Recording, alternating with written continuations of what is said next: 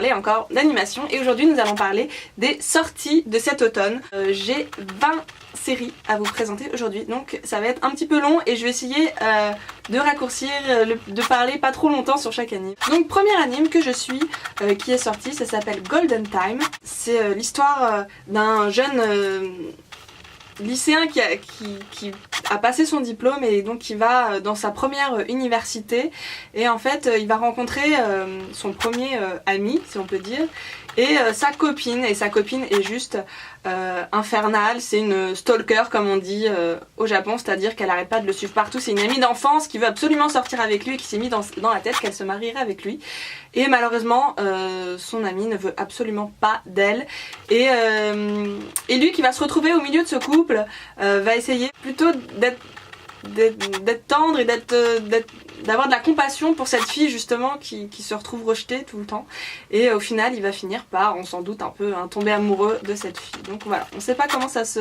dépatouille, donc là c'est plutôt un style shoujo. Pour l'instant c'est sympathique. Je vais suivre la suite parce que là pour l'instant évidemment dans toutes les séries que je vous parle il n'y a que 3 ou 4 épisodes qui sont sortis donc je pense qu'on peut se faire une petite idée mais c'est le début en tout cas n'en dit pas fort, il faut encore continuer à regarder pour vraiment avoir une vraie opinion sur ces animes. Le deuxième anime que j'ai commencé à regarder, ça s'appelle Galilei Donna. Donc en gros l'histoire ce sont les descendantes de Galilée, donc qui sont à moitié japonaises et à moitié italiennes et en fait qui vont se retrouver au milieu d'une course pour retrouver justement le Galileo Tesoro qui est en fait le trésor de Galilée et en fait la police, les pirates de l'air parce qu'évidemment c'est dans un monde imaginaire même si ça se passe en Italie, il y a des vaisseaux spatiaux en l'air, enfin bref il y a des pirates de l'espace, enfin de l'air pas de l'espace parce qu'ils vont pas dans l'espace.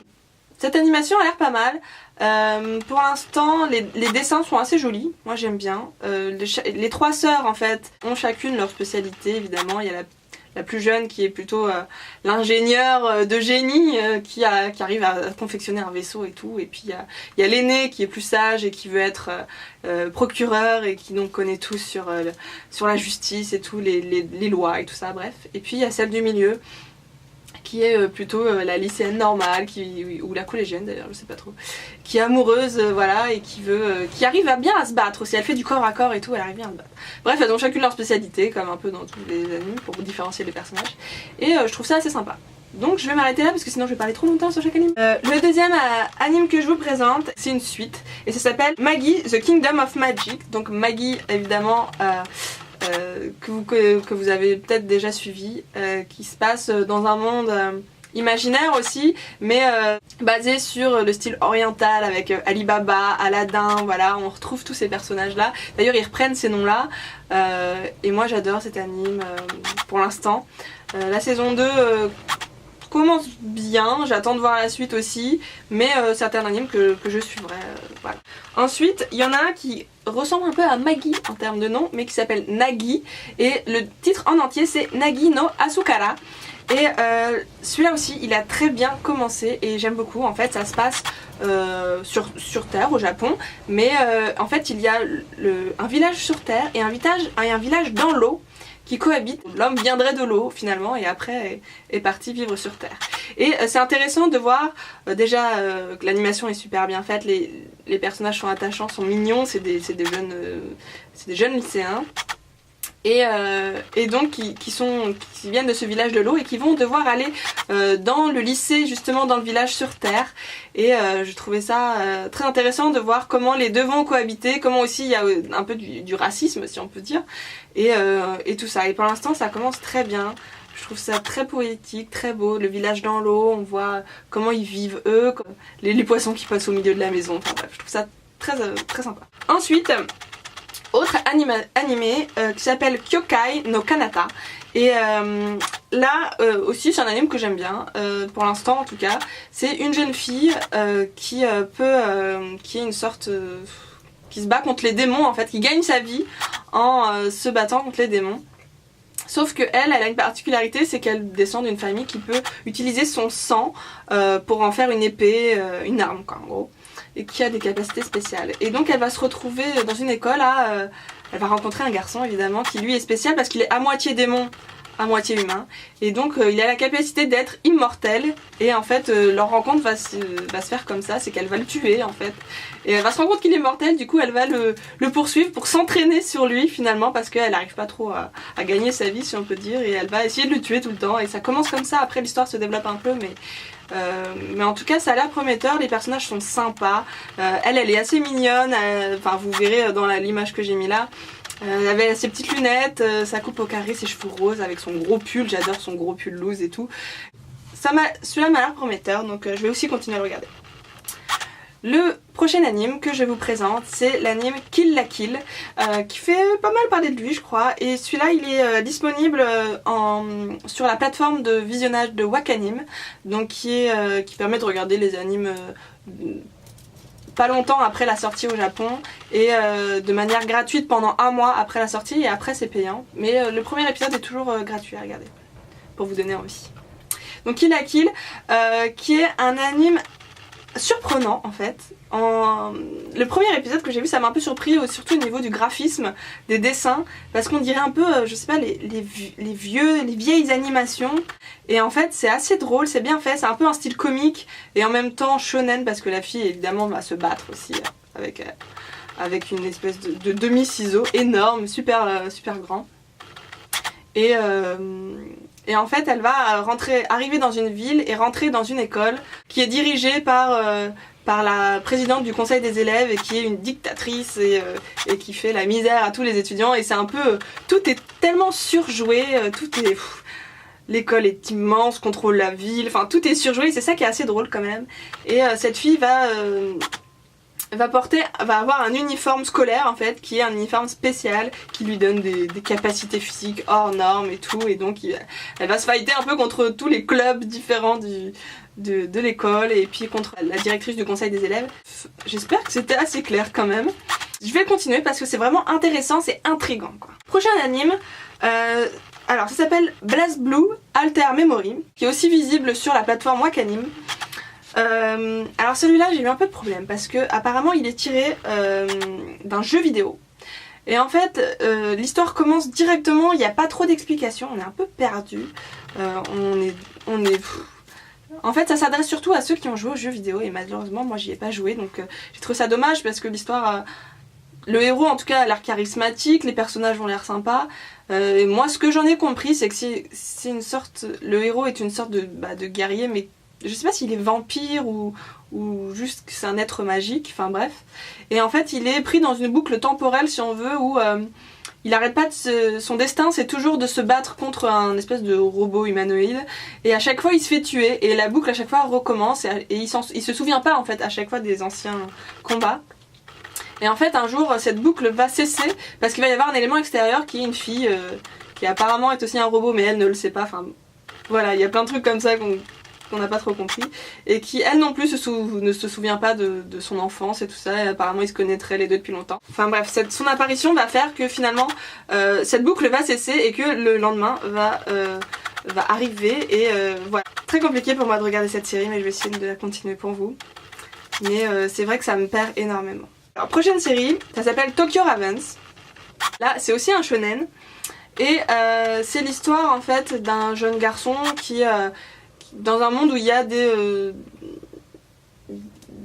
exorcistes, je crois, oui, qui ont des familiers, et en fait ce garçon est censé vient d'une famille qui est censée être des exorcistes, mais de la branche d'une autre branche de cette famille, pas de la branche principale, et donc lui est censé être les familiers de la branche principale qui eux sont les exorcistes. C'est assez difficile au départ à expliquer, mais en fait finalement l'histoire est assez simple.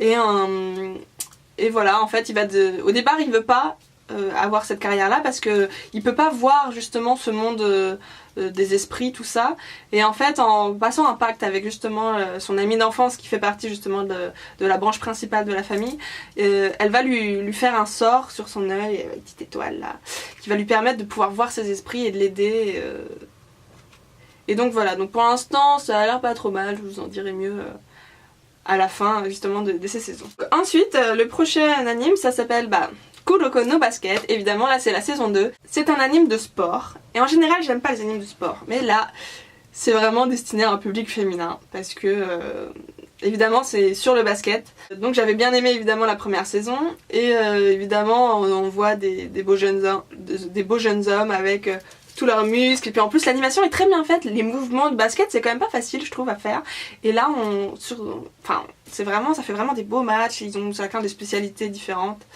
et c'est vraiment chouette quoi.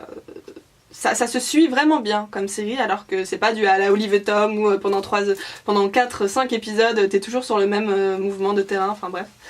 Là ça avance quand même pas mal, et les personnages sont tous plus ou moins attachants, donc c'est vraiment chouette.